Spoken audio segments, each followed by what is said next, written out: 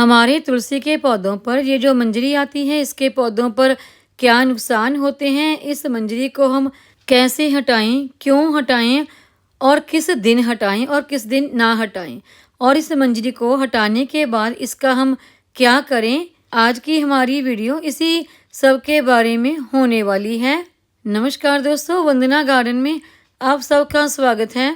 तुलसी के पौधे को हम अपने घरों में अक्सर लगाते हैं। तुलसी के पौधे में यहाँ बहुत सारे औषधीय गुण पाए जाते हैं, वहीं इसकी धार्मिक भी बहुत ज़्यादा मान्यता है। तुलसी को हम माता समान मानते हैं और इसकी पूजा करते हैं। जब तुलसी का पौधा कुछ बड़ा हो जाता है तो उसके ऊपर इस तरह की देखिए मंजरी आ जाती है। पहले ये हरी होती हैं, धीरे धीरे ये ब्राउन सी होने लगती हैं। इस तुलसी की मंजरी को हमें किस दिन हटाना चाहिए, यही मैं आज आपको बताने वाली हूँ। देखिए, धार्मिक मान्यता के मुताबिक तुलसी के पौधे पर ये जो मंजरी आती है, ये तुलसी के ऊपर एक भार के समान होती है। इससे तुलसी माता को बहुत ही कष्ट होता है। हमें समय समय पर तुलसी के ऊपर आने वाली इस मंजरी को हटाते रहना चाहिए।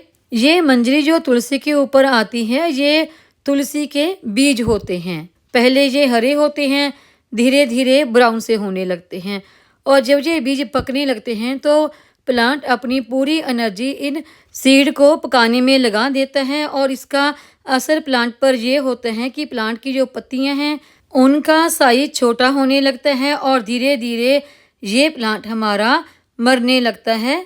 यानी कि ये मंजरी आने से तुलसी के प्लांट की जो ग्रोथ है वो पूरी तरह से रुक जाती है, जिससे तुलसी माता को बहुत ही तकलीफ होती है। और ये मंजरी इसलिए तुलसी माता के ऊपर एक भार के समान तुलसी माता को जापती हैं, और इस मंजरी को तुलसी माता के सिर से इस भार को हटाकर हम तुलसी माता की सेवा ही करते हैं।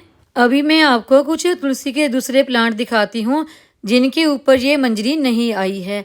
तो देखिए, इस तुलसी के प्लांट की पत्तियाँ देखिए, इनका साइज काफ़ी बड़ा है, काफ़ी चौड़ी चौड़ी ये पत्तियाँ हैं, यानी कि ये प्लांट पूरी ग्रोथ कर रहा है। और कुछ दूसरे भी तुलसी के प्लांट देखिए जिनके ऊपर मंजरी नहीं आई है, इन सभी की पत्तियां काफ़ी चौड़ी हैं और ये प्लांट पूरी ग्रोथ कर रहे हैं। और अभी मैं आपको दूसरी तुलसी की पत्तियां दिखाती हूँ जिनके ऊपर ये मंजरी आई हुई है। और इन प्लांट की पत्तियां देखिए, यहाँ पर मंजरी है, मंजरी के नीचे की पत्तियों का साइज काफ़ी ज़्यादा छोटा हो गया है और प्लांट की ग्रोथ यहाँ पर आकर रुक सी गई है। इसलिए हमें अपने तुलसी के पौधे से मंजरी निकालना बहुत ही ज़रूरी है। धार्मिक मान्यता के अनुसार भी अगर आप गार्डनिंग करते हैं, प्लांट की अच्छी ग्रोथ चाहते हैं, तो उसके मुताबिक भी सबसे पहले तो देखिए तुलसी की मंजरी को हमने निकालना कैसे है।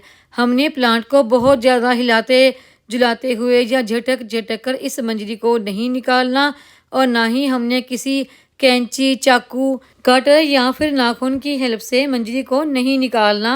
हमने मंजरी को पकड़कर थोड़ा सा देखिए इस तरह से मोड़ना है और मंजरी बहुत ही आसानी से टूट जाती है। ये तो वो मंजरी है देखिए जो सूखी है, लेकिन जो ग्रीन मंजरी होती है वो भी इसी तरह से बड़ी आसानी से टूट जाती है। अब इस मंजरी को हमने किस दिन नहीं हटाना है, तो देखिए आपको रविवार, अमावस्या, एकादशी, पूर्णमासी को, सूतक को, संक्रांति को और रात को तुलसी की पत्तियों को, तुलसी के प्लांट को और तुलसी की मंजरी को नहीं निकालना चाहिए। और बृहस्पतिवार यानी कि वीरवार को भी तुलसी के पौधे की पत्तियां, मंजरी और प्लांट को नहीं निकालना चाहिए। और मंजरी को निकालने के बाद ये जो इसके सीड बन जाते हैं, इनको आपने उसी गमले में नहीं डालना है। जो मंजरी आप सूखी तोड़ते हैं उसको तो आप इस तरह से तोड़ लें, और जो मंजरी आप हरी तोड़ते हैं तो उसके नीचे कुछ पत्तियां भी लगी होनी चाहिए, उसको आप इस तरीके से तोड़ें।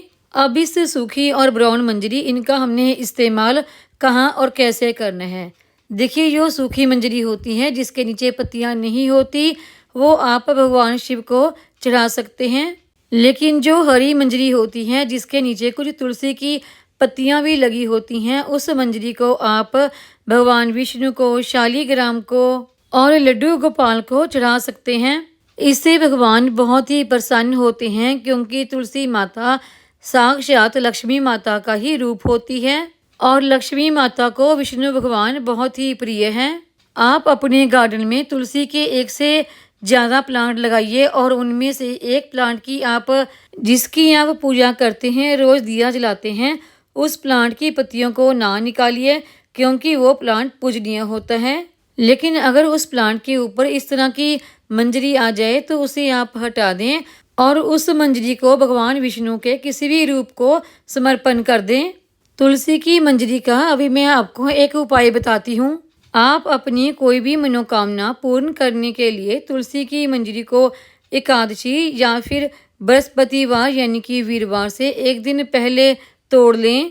ये मंजरी आपके पास 11, 21, 51 या फिर 108 हो जाती हैं तो इस मंजरी को आप इन्हें पीला धागा या फिर कलावा बांधकर माला बनाकर भगवान विष्णु के किसी भी रूप को पहना दें और घी का दीप जलाएं। इससे भगवान विष्णु बहुत ही प्रसन्न होते हैं और आपकी हर मनोकामना पूर्ण होती है। और बस एक बात का हमेशा ध्यान रखें कि जो मंजरी आपने भगवान विष्णु को चढ़ानी है उसके नीचे तुलसी की कुछ हरी पत्तियां जरूर लगी होनी चाहिए। और ये जो सूखी मंजरी है इसका आप कार्तिक के महीने में भगवान विष्णु की पूजा करते समय इस्तेमाल कर सकते हैं, या फिर आप सूखी मंजरी के इन सीड को न्यू प्लांट ग्रो करने के लिए भी इस्तेमाल कर सकते हैं।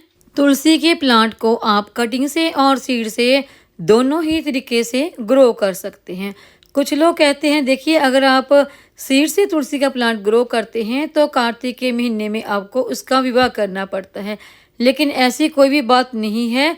आप कार्तिक के महीने में तुलसी के प्लांट की पूजा कीजिए और पूजा करने के बाद उस प्लांट को आप अपने घर में ही रख सकते हैं। तुलसी की मंजरी का अगला इस्तेमाल है कि आप इनका पाउडर तैयार कर लें और उसको अपनी चाय पत्ती में मिक्स कर लें। ये एक बहुत ही बढ़िया चाय का मसाला बन जाता है। तुलसी की मंजरी को तोड़ते समय इस बात का ध्यान रखें कि वो मंजरी टूटकर आपके पैरों के नीचे ना आए, तो उसके लिए आप मंजरी तोड़ते समय उसके नीचे कोई प्लेट या कपड़ा वगैरह रख सकते हैं। और तुलसी की हरी मंजरी का मैं आपको एक उपाय और बताती हूँ। इस मंजरी को आप शुक्रवार के दिन माता लक्ष्मी के आगे चढ़ाते हैं तो उससे लक्ष्मी माता बहुत ही प्रसन्न होती हैं और आपके ऊपर लक्ष्मी माता की कृपा हमेशा बनी रहती है। और मंजरी चढ़ाने के बाद उस मंजरी को आप किसी लाल कपड़े में बांध के शुक्रवार वाले दिन यहाँ पर आपकी तिजोरी है यानी कि यहाँ पर आप अपना धन रखते हैं वहाँ पर रख दें, तो इससे आप देखेंगे कि आपके जीवन में धन की कभी भी कोई कमी नहीं आएगी। अगर आपके पास पैसा टिकता नहीं है तो पैसा टिकेगा भी, जमा भी होगा। एक बार इस उपाय को करके आप जरूर देखें, आपके जीवन में धन की कभी भी कोई कमी नहीं आएगी। और ये जो हरी मंजरी होती है इसको आप वीरवार वाले दिन भगवान बृहस्पति को चढ़ा भी सकते हैं, क्योंकि बृहस्पतिवार जो पूजा होती है वो भगवान विष्णु की ही होती है।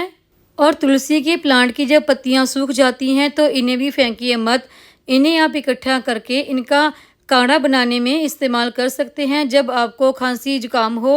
और जब ये तुलसी का पूरा ही प्लांट आपका सूख जाता है तो इसे निकाल कर फेंकिए मत और ना ही इसको जलाइए, क्योंकि तुलसी के प्लांट को जलाया नहीं जाता। तुलसी के सूख चुके प्लांट के भी आप काफ़ी सारे उपाय कर सकते हैं और तुलसी के सूख चुके पौधे की जड़ के भी आप बहुत सारे उपाय कर सकते हैं, जिसकी मैं शॉर्ट वीडियो भी शेयर कर चुकी हूँ। तुलसी के पौधे पर आने वाली इस मंजरी को हमेशा ही निकालते रहें, क्योंकि ये तुलसी माता के ऊपर एक बोझ होती है, एक कष्ट के समान होती है। इससे तुलसी के प्लांट की ग्रोथ रुक जाती है। जब ये आप मंजरी हटा देते हैं तो ये तुलसी माता की एक सेवा के समान ही होती है। तुलसी की मंजरी को आप जब ये हरी होती है तब भी तोड़ सकते हैं और जब ये सूख जाती है तब भी आप तोड़ सकते हैं। और जब आप हरी मंजरी तोड़ते हैं तो उसके साथ कुछ पत्तियां भी जरूर तोड़ लें, क्योंकि ये हरी मंजरी भगवान विष्णु के किसी भी रूप को आप चढ़ा सकते हैं। और ये जो सूखी मंजरी है इसे आप भगवान शिव को चढ़ाने के लिए इसका पाउडर बनाकर चाय में मिक्स करके मसाला तैयार भी कर सकते हैं। और दूसरा, इनके आप सीड भी ग्रो करके न्यू प्लांट ले सकते हैं।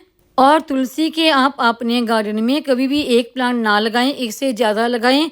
और जिस प्लांट की आप पूजा करते हैं उसकी पत्तियों को कभी भी ना तोड़ें, चाय में डालने के लिए या फिर काढ़ा बनाने के लिए। हाँ, उसके ऊपर आने वाली मंजरी को जरूर तोड़ सकते हैं। और तुलसी की मंजरी को हटाने के लिए कभी भी नाखून का इस्तेमाल ना करें। और मंजरी को निकालने के लिए तुलसी के प्लांट को कभी भी कोई कष्ट ना दें। उम्मीद है आपको मेरी ये आज की जानकारी की वीडियो पसंद आई होगी। वीडियो पसंद आई हो तो वीडियो को लाइक, सब्सक्राइब, शेयर और कमेंट जरूर करें। बेल आइकॉन को दबाएं ताकि मेरी आने वाली हर नई वीडियो का नोटिफिकेशन आपको मिलता रहे।